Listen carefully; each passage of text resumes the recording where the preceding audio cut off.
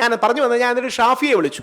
ഷാഫിയുടെ കൂടെ ഉള്ളവർ പറയുന്നത് ഷാഫിന്റെ ടീമിൽപ്പെട്ട രാഹുൽ മാങ്കൂട്ടത്തിൽ അടക്കമുള്ള ആൾക്കാർക്ക് ഈ പുരുഷ കമ്മീഷൻ ബില്ലിനോട് അനുകൂലമല്ല എന്നുള്ളത് കൊണ്ടാണ് ഷാഫി പിന്നീട് ഞങ്ങളെ സപ്പോർട്ട് ചെയ്യാത്തതെന്നാണ്. എന്തായാലും ഇപ്പൊ രാഹുൽ മാങ്കൂട്ടത്തിന്റെ ആവശ്യം മനസ്സിലായി കാണുമെന്ന് ഞാൻ പ്രതീക്ഷിക്കും. കാര്യം വ്യാജ ആരോപണം വരുമ്പോഴേ നമുക്ക് പൊള്ളൂ. ഇത് നമുക്കെതിരെ വരണം.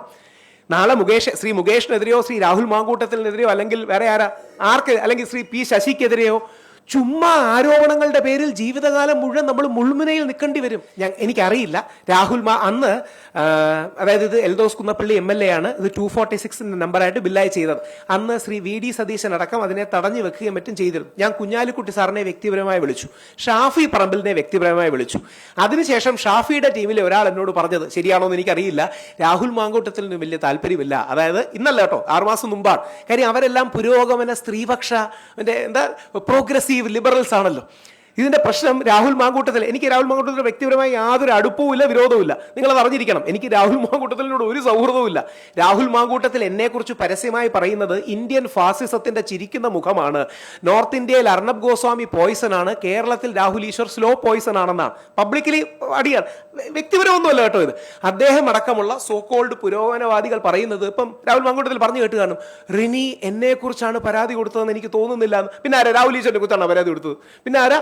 മറ്റേ അവന്തിക എന്റെ സുഹൃത്താണ്. എങ്ങനെയാ നിന്റെ സുഹൃത്ത് അവന്തികയാവുന്നത്? നിന്റെ ജീവിതത്തെ തകർക്കാൻ കള്ളം പറയുകയും നീ റേപ്പ് ചെയ്യാൻ വേണ്ടി ഹൈദരാബാദിൽ എന്നെ വിളിച്ചു എന്ന് കള്ളം പറയുന്ന അവന്തിക രാഹുൽ മാങ്കൂട്ടത്തിന്റെ സുഹൃത്ത് എങ്ങനെയാവും? അത് ഈ നെഹ്റുവിയൻ മതേതര സെക്കുലർ പ്രോഗ്രസീവ് അവരുടെ ഒരു ഫാഷനബിൾ സ്റ്റേറ്റ്മെന്റ് ആണ്. അതായത് സ്ത്രീപക്ഷം, സ്ത്രീ വിരുദ്ധമാകരുത് ഞങ്ങൾ എന്ന് പറയും. സ്ത്രീ വിരുദ്ധമാവണമെന്ന് ആരും പറഞ്ഞില്ല.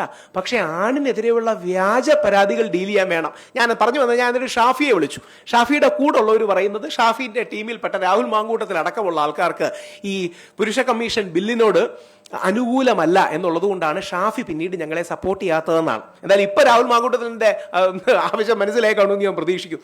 കാര്യം വ്യാജ ആരോപണം വരുമ്പോഴേ നമുക്ക് പൊള്ളൂ. ഇത് നമുക്കെതിരെ വരണം. നാളെ ശ്രീ മുകേഷിനെതിരെയോ ശ്രീ രാഹുൽ മാങ്കൂട്ടത്തിനെതിരെയോ അല്ലെങ്കിൽ വേറെ ആർക്ക് അല്ലെങ്കിൽ ശ്രീ പി ശശിക്കെതിരെയോ ചുമ്മാ ആരോപണങ്ങളുടെ പേരിൽ ജീവിതകാലം മുഴുവൻ നമ്മൾ മുൾമുനയിൽ നിൽക്കേണ്ടി വരും. എന്തെങ്കിലും ഒരു മെക്കാനിസം വേണ്ടേ?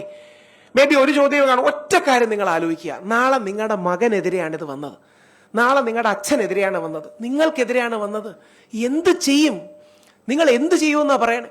അങ്ങനെ മാധ്യമരംഗത്ത് നിന്ന് ഇല്ലാതെ ഒരാളാണ് ഗൗരിദാസൻ നായർ സാർ, ദി ഹിന്ദുവിന്റെ കേരളത്തിലെ ഏറ്റവും പ്രഗത്ഭനായ എഡിറ്റർ ആയിരുന്ന വ്യക്തി. ഗൗരിദാസൻ നായർ സാർക്കെതിരെ ചെന്നൈയിൽ ഒരു പെൺകുട്ടി ഒരു ബ്ലോഗിൽ എഴുതി, ഇദ്ദേഹം എന്റെ നേർക്ക് അഡ്വാൻസ് ചെയ്യാൻ ശ്രമിച്ചു. മൊളസ്റ്റ് ചെയ്തുന്നോ റേപ്പ് ചെയ്തുന്നോ തൊട്ടുന്നോ പോലും അല്ല, അഡ്വാൻസ് ചെയ്യാൻ ശ്രമിച്ചു. പേര് പോലും എഴുതിയിട്ടില്ല.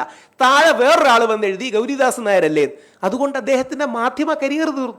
പ്രത്യേകിച്ച് ജേർണലിസ്റ്റിന്റെ പഴയ ഉള്ളവർക്കറിയാം, Gauridas Nair sir was the most respected person. നമ്മുടെ ചാനൽ ചർച്ചകളിൽ സ്ഥിരം വന്നുകൊണ്ടിരുന്ന ഏറ്റവും ബഹുമാനിയുള്ള ആളാണ്. എന്ത് പറ്റി? നിങ്ങൾ ആരെങ്കിലും അന്വേഷിച്ചിട്ടുണ്ടോ? നിങ്ങളുടെ കൂട്ടത്തിൽ ഒരാളായിരുന്നില്ലേ? പുള്ളിക്ക് എന്ത് പറ്റി? പുള്ളിക്കെതിരെ കേസുണ്ടോ, പരാതിയുണ്ടോ? ഒന്നുമില്ല. ഒരു ബ്ലോഗിൽ ഒരു പെണ്ണെഴുതിയ വരികൾ കൊണ്ട് പുള്ളിയോട് VRS എടുക്കാൻ ഹിന്ദു പറഞ്ഞു, പുള്ളി പോയി. അങ്ങനെ ഒരു ബ്ലോഗിൽ എരിഞ്ഞടങ്ങാനുള്ളതല്ല എൻ്റെയും നിങ്ങളുടെയും ജീവിതം. അങ്ങനെ ഒരു ബ്ലോഗിൽ എരിഞ്ഞടങ്ങാൻ നമ്മൾ പാടില്ല. ആരുടെയെങ്കിലും മേഴ്സിയിൽ ജീവിക്കാൻ നമ്മൾ ഈ നാട്ടിലെ സെക്കൻഡ് ക്ലാസ് സിറ്റിസൺസ് ഒന്നുമല്ല. അതുകൊണ്ട് VD സതീശൻ ജിയുടെ വാക്കുകളെ കോട്ട് ചെയ്ത് പറഞ്ഞാൽ, കടലുപോലെ കേരളത്തിൽ മുഴുവൻ എനിക്കെതിരെ വ്യാജ കേസ് എടുത്താലും ഈ വിഷയത്തിൽ ഞങ്ങൾ പിന്മാറാൻ പോണില്ല.